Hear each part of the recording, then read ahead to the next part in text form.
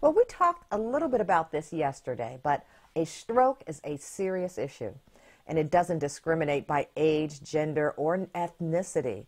But we're about to show you how a quick medical response can improve your odds of surviving a stroke.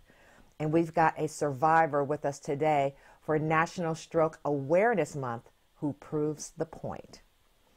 And I want to welcome Leah Reigert. Thank you so much for joining us today, Leah. Thank you so much for having me.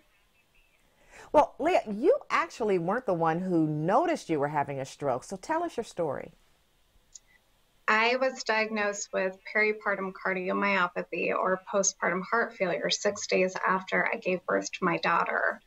After my discharge from my heart failure stent, my husband noticed that the right side of my face was drooping. He immediately called 911. I was administered the clot busting drug, TPA, and I was air cared to UC Hospital, where a neurosurgeon plucked the clot from my brain.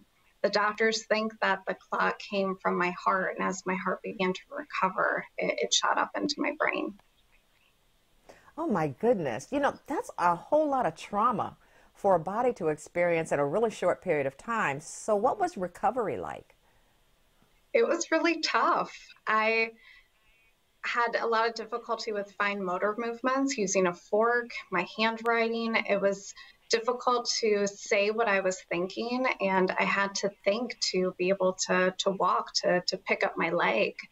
But with a lot of social support from my family, friends, physical therapy, and of course the motivation of having a young daughter, I was able to regain most of my deficits.